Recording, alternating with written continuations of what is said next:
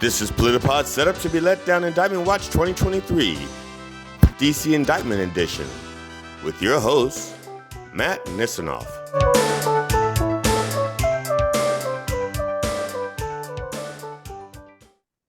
Welcome. We told you it would be soon. Here's PolitiPod's set up to be let down Indictment Watch 2023, the DC Indictment, American Continued Carnage, the I Alone Can Fix It edition. Once again, we join you with our reading and take on the latest indictment of Donald J. Trump. Honestly, we never left. We'll stop when he stops getting indicted. For this indictment, we have our indictment reader, Erika Klemmt-Ginsberg. I'm your host, Matt Nisenoff, along with fellow opinionators and snarkologists, Bickle and GD Fenderson. Erika, we kick it off with you. United States of America, Donald J. Trump, defendant. Grand jury original violations. Count 1, 18 U.S.C. Section 371, conspiracy to defraud the United States. Count 2, 18 U.S.C. Section 1512K, conspiracy to obstruct an official proceeding. Count 3, 18 U.S.C. Sections 1512C2, 2, obstruction of and attempt to obstruct an official proceeding. Count 4, 18 U.S.C. Section 241, conspiracy against rights. With all of the railing against progressives, Dems, and liberals, I expected a conspiracy against lefts. Go figure. Indictment in the United States District Court for the District of Columbia. The grand jury charges that, at all times material to this indictment, on or about the dates and at the approximate times stated below. Introduction. The defendant, Donald J. Trump, was the 45th President of the United States and a candidate for re-election in 2020. The defendant lost the 2020 presidential election. He lost the election in 2020. He lost his grip on reality before he became a reality star. He did so poorly in the election, you would have thought it was a Trump business. Did we say he lost? He was the losingest loser that ever lost a loss. He was the Mike Tyson of losing, if Mike Tyson punched himself in the face in the second round and bit off his own ear. Despite having lost, the defendant was determined to remain in power. So for more than 2 months following Election Day, on November 3rd, 2020, the defendant spread lies that there had been outcome determinative fraud in the election and that he had actually won. These claims were false, and the defendant knew that they were false, but the defendant repeatedly and widely disseminated them anyway. To make his knowingly false claims appear legitimate, create an intense national atmosphere of mistrust and anger, and erode public faith in the administration of the election. Trump and delusion sitting in a tree, trying to erect democracy. First he lied, then disparaged, treating the truth like shit. No. Treating So close. Treating the truth like shit? Yeah, I'm sure I can see that. That's Nailed a it. fair take. It doesn't rhyme, but it's poignant. That's what matters. Like a high key. Shit. Okay. Trump and delusion sitting in a tree, trying to erect democracy. First he lied, then disparaged, treating the truth just like his marriage. He held his face until his face turned, ironically, blue, like Arizona and Georgia did in the election.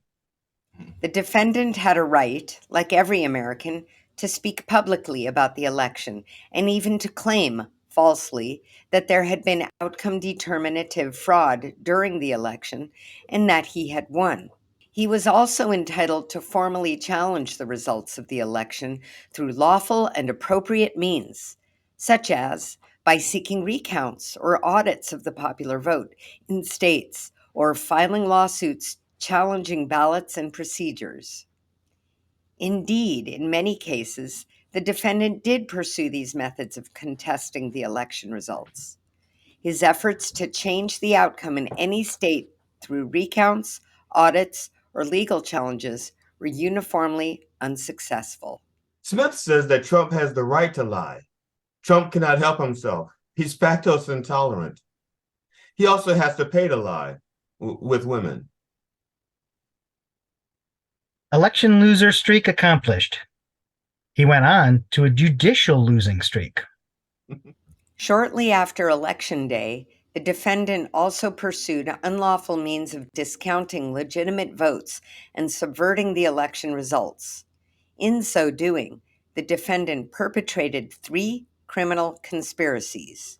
A conspiracy to defraud the United States by using dishonesty, fraud, and deceit to impair, obstruct, and defeat the lawful federal government function by which the results of the presidential election are collected, counted, and certified by the federal government in violation of 18 U.S.C. Section 371.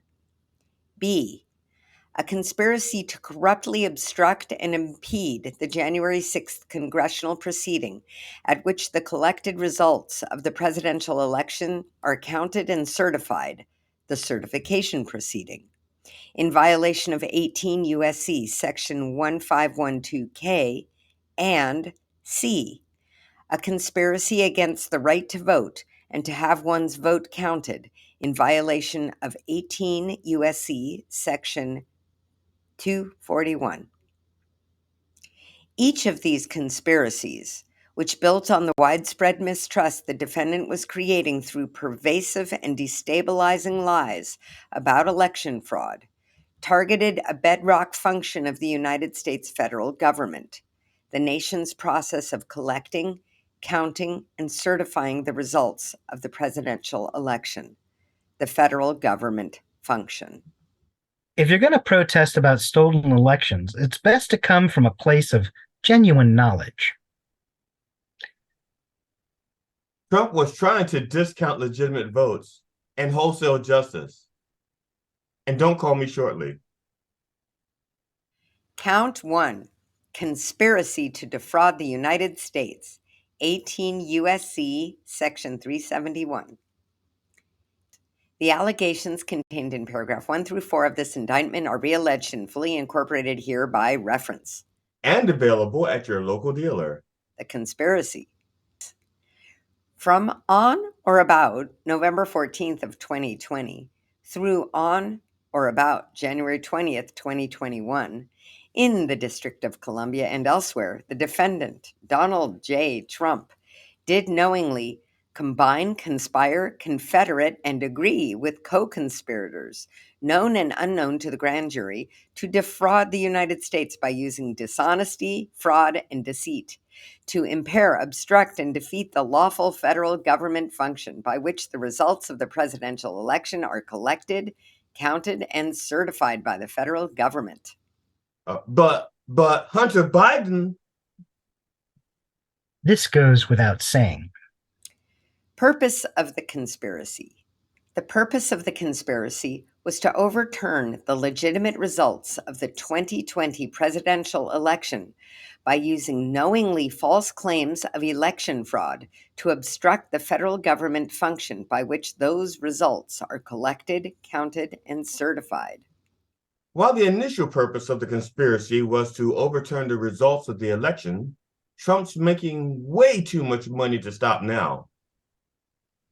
The defendant's co-conspirators. The defendant enlisted co-conspirators to assist him in his criminal efforts to overturn the legitimate results of the 2020 presidential election and retain power.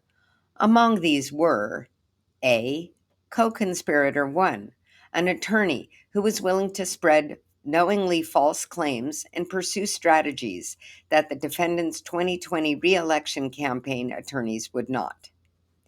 B, co-conspirator 2, an attorney who devised and attempted to implement a strategy to leverage the vice president's ceremonial role overseeing the certification proceeding to obstruct the certification of the presidential election. C. Co-conspirator 3, an attorney whose unfounded claims of election fraud the defendant privately acknowledged to others sounded crazy. Nonetheless, the defendant embraced and publicly amplified co-conspirator 3's disinformation. D. Co-conspirator 4, a Justice Department official who worked on civil matters who, with the defendant, attempted to use the Justice Department to open sham election crime investigations and influence state legislatures with knowingly false claims of election fraud. E. Co-conspirator 5, an attorney who assisted in devising and attempting to implement a plan to submit fraudulent slates of presidential electors to obstruct the certification proceeding. There is debate over the pronunciation of co-conspirator number 5's name. He was born in Wisconsin. He's a cheese bro. F. Co-conspirator 6, a political consultant who helped to implement a plan to submit fraudulent slates of presidential electors to object the certification proceeding. The entire conservative movement since Reagan. But go on. The federal government function. The federal government function by which the results of the election for President of the United States are collected, counted, and certified was established through the Constitution and the Electoral Count Act, ECA, a federal law enacted in 1887. The Constitution provided that individuals called electors select the president, and that each state determine for itself how to appoint the electors apportioned to it. Through state laws, each of the 50 states and the District of Columbia chose to select their electors based on the popular vote in the state. After Election Day, the ECA required each state to formally determine or ascertain the electors who would represent the state's voters by casting electoral votes on behalf of the candidate who had won the popular vote, and required the executive of each state to certify to the federal government the identities of those electors.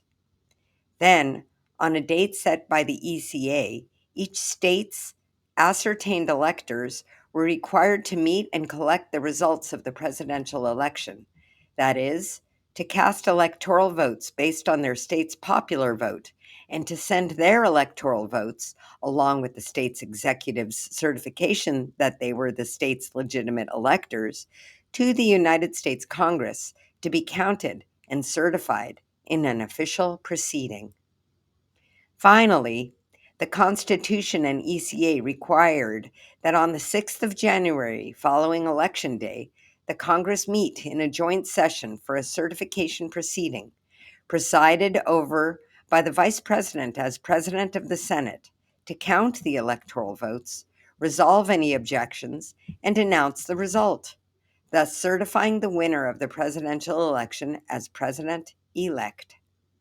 This federal government function, from the point of ascertainment to the certification, is foundational to the United States' democratic process, and until 2021 has operated in a peaceful and orderly manner for more than 130 years. Virtually all of the witnesses against Trump were Trump allies. To know him is to loathe him. And they do. And we do. You do too. What's 130 years between conservative co-conspirators? PolitiPod, set up to be let down Indictment Watch 2023 with your host, Matt Nisenoff, will return after this brief message. Hi, I'm Jacob Nisenoff, and I'm one of the people who make PolitiPod, the podcast. Yeah, the political podcast that you haven't listened to yet. We are a group of people who have fun with politics, governance, and more.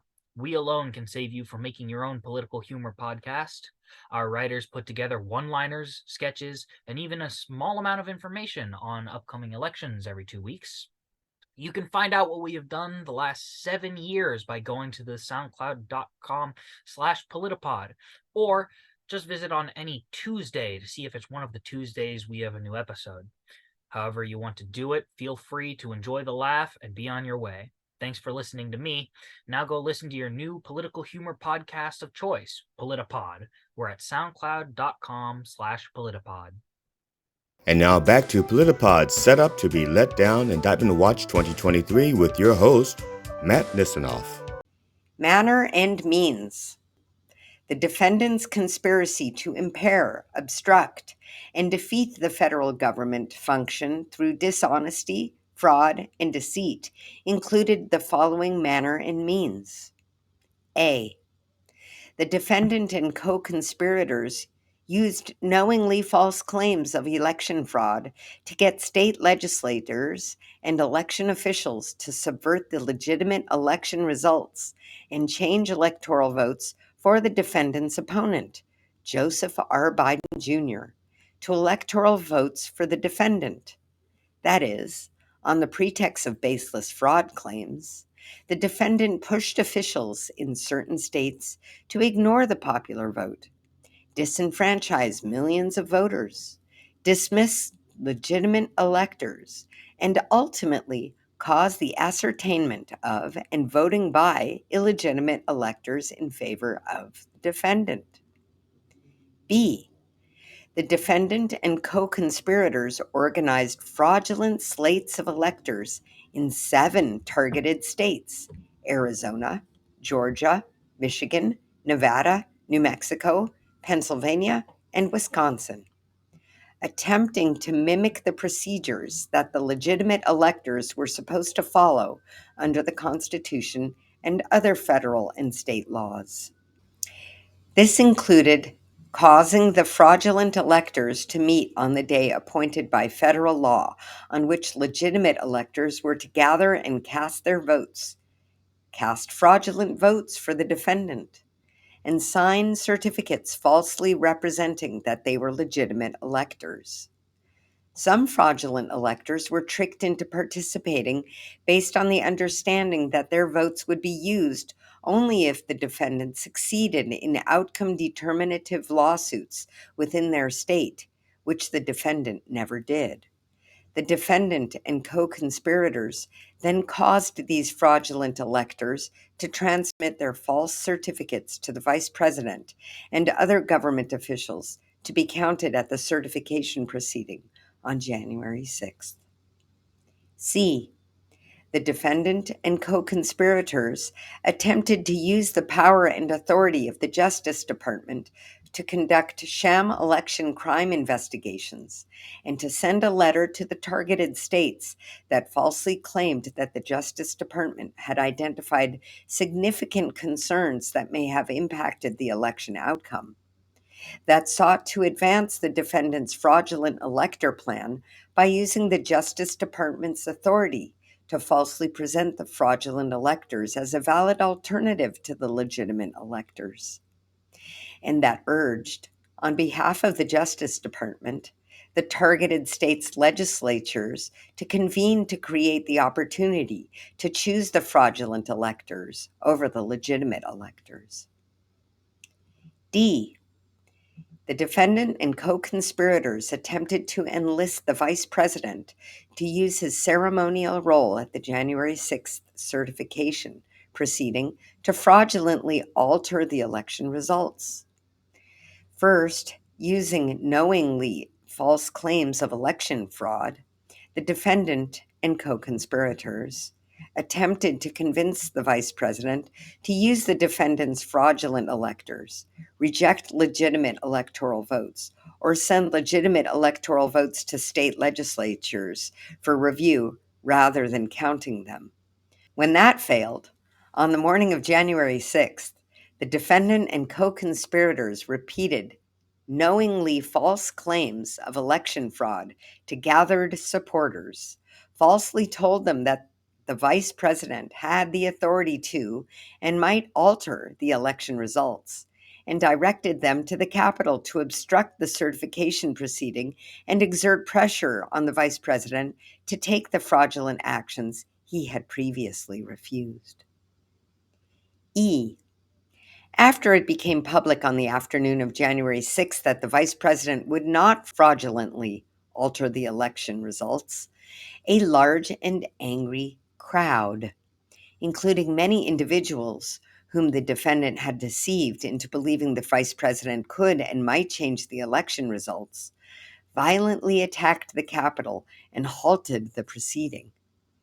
As violence ensued, the defendant and co-conspirators exploited the disruption by redoubling efforts to levy false claims of election fraud and convince members of Congress to further delay the certification based on those claims. To this day, Trump has those members of Congress by their members. 7 states and most of the executive branch, and he still couldn't get it done. What is this, a casino? The defendant's knowledge of the falsity of his election fraud claims. The defendant, his co-conspirators, and their agents made knowingly false claims that there had been outcome determinative fraud in the 2020 presidential election. These prolific lies about election fraud included dozens of specific claims that there had been substantial fraud in certain states, such as that large numbers of dead, non-resident, non-citizen, or otherwise ineligible voters had cast ballots, or that voting machines had changed votes for the defendant to votes for Biden. These claims were false, and the defendant knew that they were false. In fact, the defendant was notified repeatedly that his claims were untrue, often by the people on whom he relied for candid advice on important matters and who were best positioned to know the facts, and he deliberately disregarded the truth. For instance, A, the defendant's vice president, who personally stood to gain by remaining in office as part of the defendant's ticket, and whom the defendant asked to study fraud allegations, told the defendant that he had seen no evidence of outcome determinative fraud. Pence was never a pillar of strength and may have been following the Constitution as his only escape from Trump. Trump asking someone to study is like Dracula recommending a day at the beach. B, the senior leaders of the Justice Department, appointed by the defendant and responsible for investigating credible allegations of election crimes, told the defendant on multiple occasions that various allegations of fraud were unsupported. C, the Director of National Intelligence, the defendant's principal advisor on intelligence matters related to national security, disabused the defendant of the notion that the intelligence community's findings regarding foreign interference would change the outcome of the election. D, the Department of Homeland Security's Cybersecurity and Infrastructure Security Agency, CISA, whose existence the defendant signed into law to protect the nation's cybersecurity infrastructure from attack, joined an official multi-agency statement that there was no evidence any voting system had been compromised and that declared the 2020 election the most secure in American history. Days later, after the CISA director, whom the defendant had appointed, announced publicly that election security experts were in agreement that claims of computer-based election fraud were unsubstantiated, the defendant fired him. E, senior White House attorneys selected by the defendant to provide him candid advice informed the defendant that there was no evidence of outcome determinative election fraud and told him that his presidency would end on Inauguration Day in 2021. F, senior staffers on the defendant's 2020 re-election campaign, defendant's campaign, or campaign, whose sole mission was the defendant's re-election, told the defendant on November 7th, 2020, that he had only a 5 to 10% chance of prevailing in the election, and that success was contingent on the defendant winning ongoing vote counts or litigation in Arizona, Georgia, and Wisconsin. Within a week of that assessment, the defendant lost in Arizona, meaning he had lost the election. G. State legislators and officials, many of whom were the defendant's political allies, had voted for him and wanted him to be reelected, repeatedly informed the defendant that his claims of fraud in their states were unsubstantiated or false, and resisted his pressure to act based upon them. H. State and federal courts, the neutral arbiters responsible for ensuring the fair and even-handed administration of election laws, rejected every outcome-determinative post-election lawsuit filed by the defendant, his co-conspirators, and allies, providing the defendant real-time notice that his allegations were meritless. Sure, all these guys told him his claims were false, but he is the new Christian Messiah, so come on, guys. Trump had the combined advice of Mike Pence, the DNI, the Department of Justice, White House attorneys, Homeland Security, senior staffers on his re-election campaign, and state and federal courts telling him there was no outcome determinative fraud. Or as he describes it, some other guy's opinion. The defendant widely disseminated his false claims of election fraud for months, despite the fact that he knew, and in many cases had been informed directly, that they were not true. The defendant's knowingly false statements were integral to his criminal plans to defeat the federal government function, obstruct the certification, and interfere with others' right to vote and have their votes counted. He made these knowingly false claims through the post-election time period, including those below that he made immediately before the attack on the Capitol on January 6th. A. The defendant insinuated that more than 10,000 dead voters had voted in Georgia. Just 4 days earlier, Georgia's Secretary of State had explained to the defendant that this was false. In truth, there were only 12 dead people who early voted then died. They were alive when they voted, but being Republicans, they were dead on the inside. Coincidentally, 10,000 dead voters is the Trump 2024 campaign slogan. Other slogan options include man on the run, you're all just meat, and it's either this or the lamb.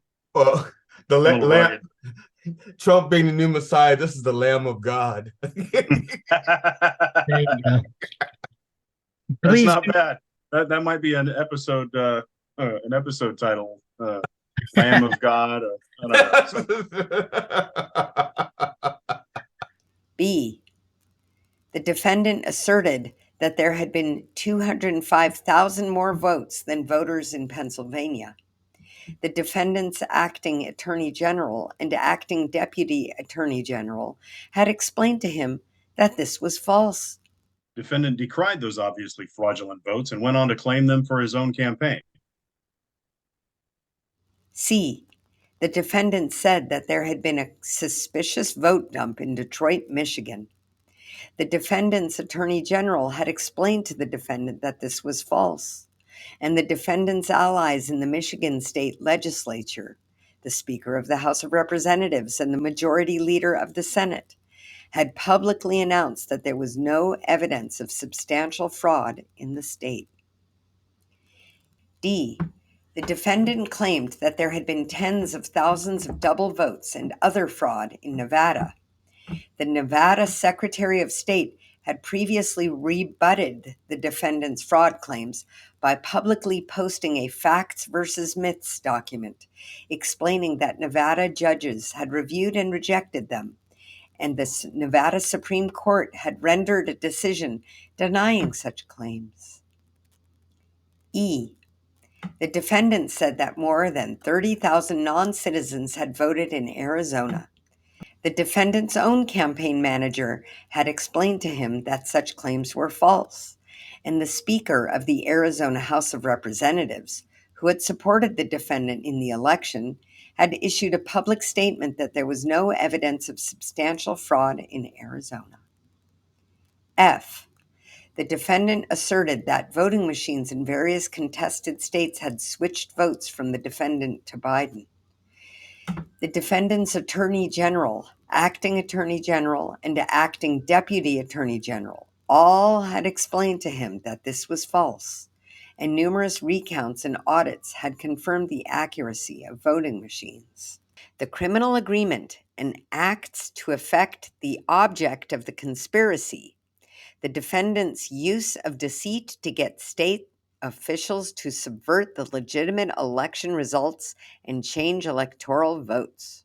If he'd started the claims with Mother May I, PolitiPod set up to be let down Indictment Watch 2023 with your host Matt Nisenoff will return after this brief message.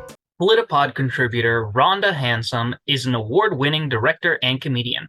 Catch her Monday nights on Sirius XM Channel 127 when she joins John Fugelsang's Tell Me Everything, #HandsomeMonday. And now back to PolitiPod set up to be let down Indictment Watch 2023 with your host Matt Nisenoff. Shortly after Election Day, which fell on November 3rd, 2020, the defendant launched his criminal scheme. On November 13th, the defendant's campaign attorneys conceded in court that he had lost the vote count in the state of Arizona, meaning, based on the assessment the defendant's campaign advisors had given him just a week earlier, the defendant had lost the election.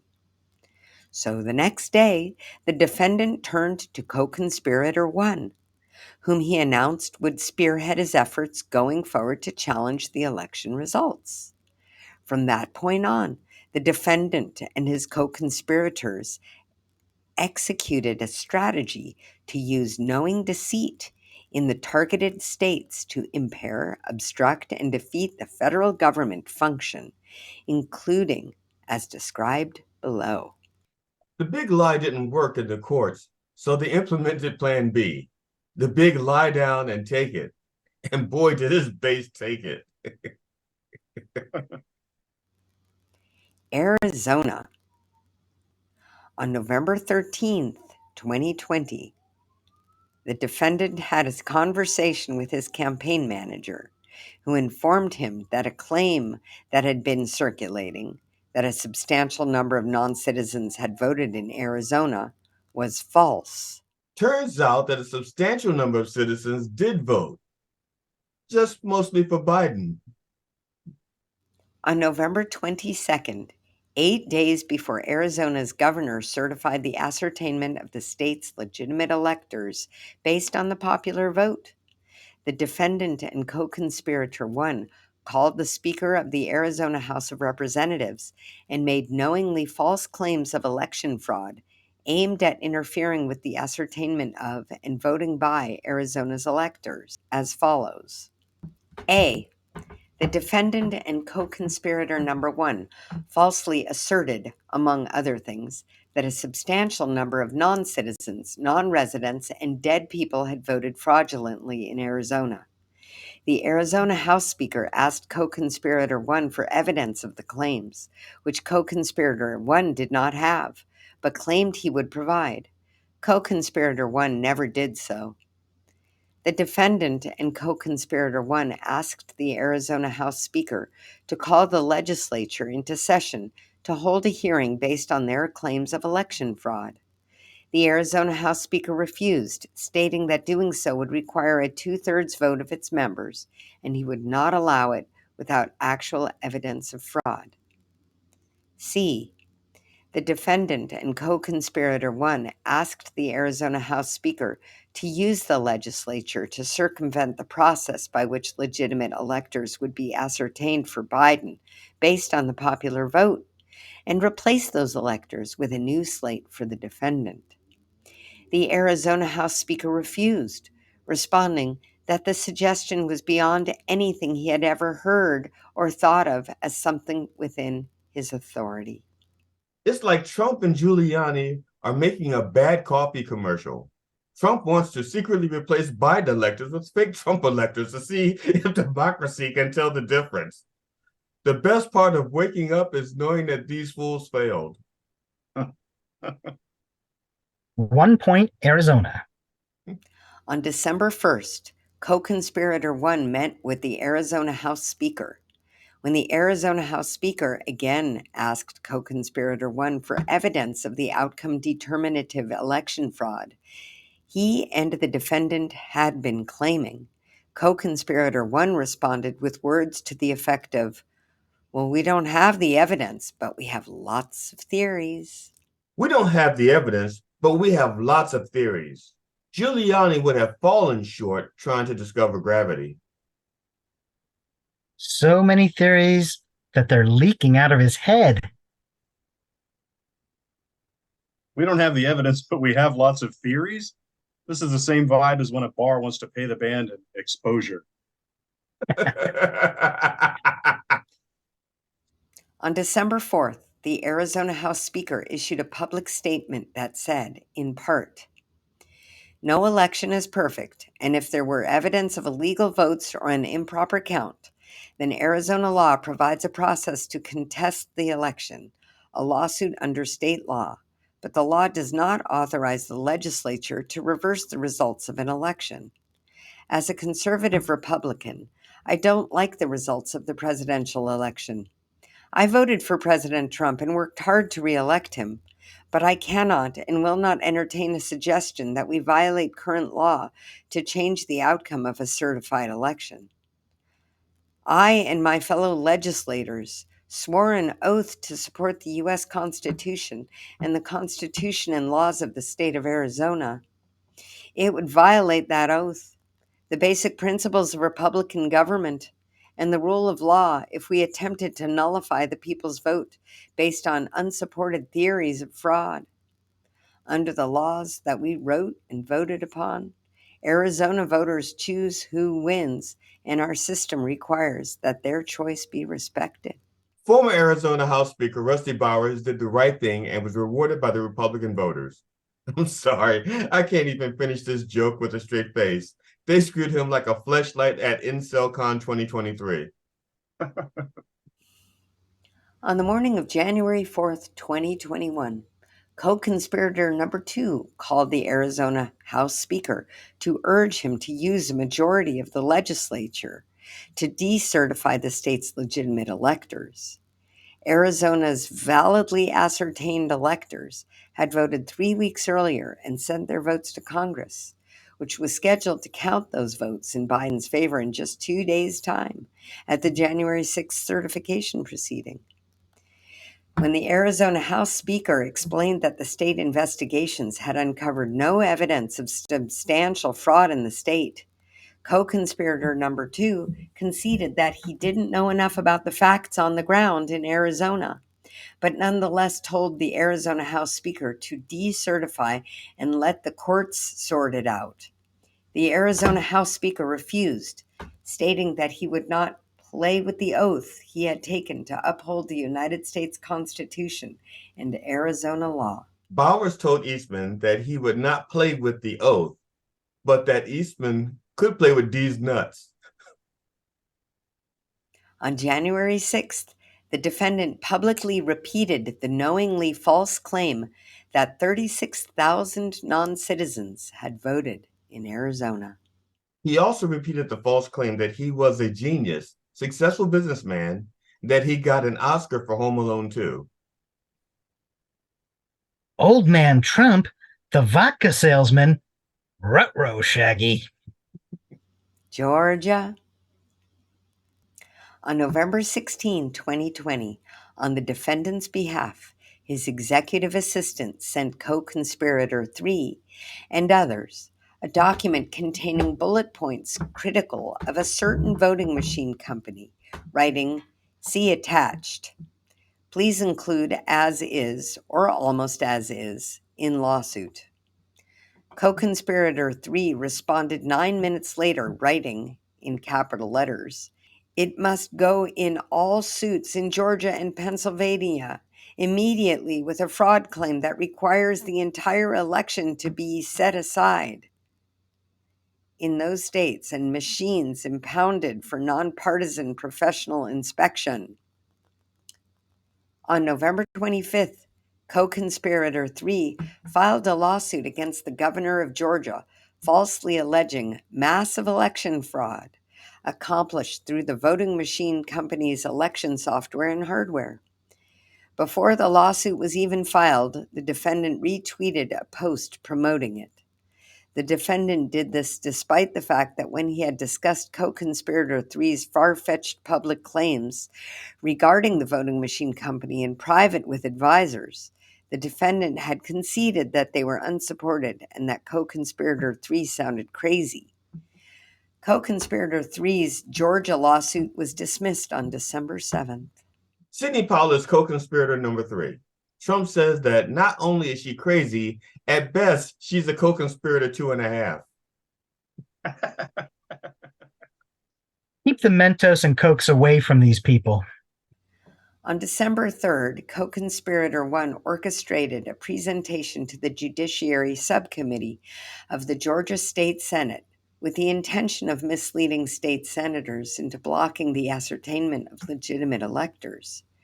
During the presentation, A, an agent of the defendant and co-conspirator 1 falsely claimed that more than 10,000 dead people voted in Georgia. That afternoon, a senior advisor to the defendant told the defendant's chief of staff through text messages, "Just an FYI, a campaign lawyer and his team verified that the 10,000 plus supposed dead people voting in Georgia is not accurate."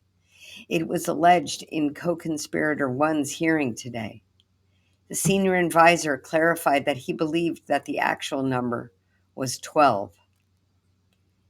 B, another agent of the defendant and co-conspirator 1 played a misleading excerpt of a video recording of ballot counting at State Farm Arena in Atlanta and insinuated that it showed election workers counting suitcases of illegal ballots. The misleading video was later dubbed the Zapruder film. C, co-conspirator 2 encouraged the legislators to decertify the state's legitimate electors based on false allegations of election fraud. Co-conspirator 2 also tried to buy a cow with a fistful of magic beans. Also on December 3rd, the defendant issued a tweet amplifying the knowingly false claims made in co-conspirator 1's presentation in Georgia. Wow, blockbuster testimony taking place right now in Georgia. Ballot stuffing by Dems when Republicans were forced to leave the large counting room. Plenty more coming, but this alone leads to an easy win of the state. Sure, in a state of denial. Wait till you hear what he has to say about Bambi's mom. On December 4th, the Georgia Secretary of State's chief operating officer debunked the claims made at co-conspirator 1's presentation the previous day, issuing a tweet stating, "The 90-second video of election workers at State Farm Arena purporting to show fraud was watched in its entirety X hours by AGO Secretary of State investigators. Shows normal ballot processing. Here is the fact check on it." On December 7th, he reiterated during a press conference that the claim that there had been misconduct at State Farm Arena was false. Georgia Secretary of State's COO said the video shows normal ballot processing. The base heard, blah, blah, blah, Trump won. Ruh-roh again. On December 8th, the defendant called the Georgia Attorney General to pressure him to support an election lawsuit filed in the Supreme Court by another state's Attorney General. The Georgia Attorney General told the defendant that officials had investigated various claims of election fraud in the state and were not seeing evidence to support them. Trump declared December 8th as his Pearl Harbor because the Georgia Attorney General wouldn't harbor a pearl of deceit. It is possible that the Attorney General reckoned all he needed to do was explain the facts to Trump, and it would all be cleared up. Also on December 8th, a senior campaign advisor who spoke with the defendant on a daily basis and had informed him on multiple occasions that various fraud claims were untrue, expressed frustration that many of co-conspirator 1 and his legal team's claims could not be substantiated. As early as mid-November, for instance, the senior campaign advisor had informed the defendant that his claims of a large number of dead voters in Georgia were untrue. With respect to the persistent false claim regarding State Farm Arena, on December 8th, the senior campaign advisor wrote in an email, "When our research and campaign legal team can't back up any of the claims made by our elite strike force legal team, you can see why we're 0 to 32 on our cases. I'll obviously hustle to help on all fronts, but it's tough to own any of this when it's all just conspiracy shit beamed down from the mothership." As Scotty said in Star Trek IX, Search for a Speck of Evidence, she can't handle any more shit. The toilets are backing up now. Clearly, Trump's senior campaign advisor was a paid Democratic spy. On December 10th, 4 days before Biden's validly ascertained electors were scheduled to cast votes and send them to Congress, co-conspirator 1 appeared at a hearing before the Georgia House of Representatives Government Affairs Committee. Co-conspirator 1 played the State Farm Arena video again and falsely claimed that it showed voter fraud right in front of people's eyes and was the tip of the iceberg. Then he cited 2 election workers by name, baselessly accused them of quite obviously surreptitiously passing around USB ports as if they are vials of heroin or cocaine, and suggested that they were criminals whose places of work, their homes, should have been searched for evidence of ballots, for evidence of USB ports, and for evidence of voter fraud. Thereafter, the 2 election workers received numerous death threats. Giuliani swore, crossing his heart and hoped to dye his hair darker, that those women were guilty of something truly imaginable. America's mayor, racist scumbag.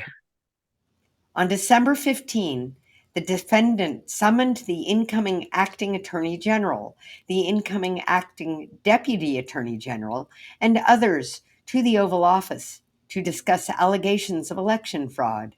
During the meeting, the Justice Department officials specifically refuted the defendant's claim about State Farm Arena, explaining to him that the activity shown on the tape co-conspirator 1 had used was benign. To which Trump responded, "Benign? Bingo! I got bingo!" On December 23rd, a day after the defendant's chief of staff personally observed the signature verification process at the Cobb County Civic Center and notified the defendant that the state election officials were conducting themselves in an exemplary fashion and would find fraud if it existed, the defendant tweeted that the Georgia officials administering the signature verification process were trying to hide evidence of election fraud and were terrible people. And Trump knows terrible people. All of the best people that he hired were terrible people. Apparently confusing them with his co-conspirators and his family. This has been PolitiPod's setup to be let down Indictment Watch 2023. The DC Indictment. American Continued Carnage. The I Alone Can Fix It edition. Thank you for having joined PolitiPod entities Erika Klemmt-Ginsberg, GD Fenderson, Tom Bickle, and Matt Nisenoff. Until next indictment, and we're planning on that being next week. Breaking news, Georgia just in. This just in from Georgia. Georgia with the steel chair. We'll still have the same clothes on for the next edition. Thank you for joining us for PolitiPod, set up to be let down Indictment Watch 2023, DC Indictment. Please join us for more of our indictment coverage. And when you come back, bring a friend.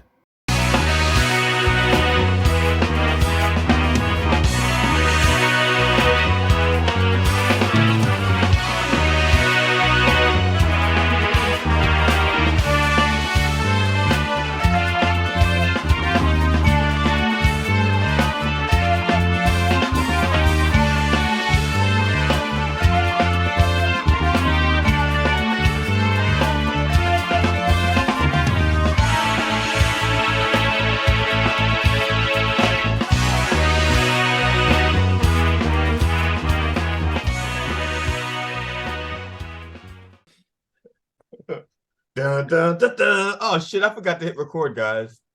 One more time.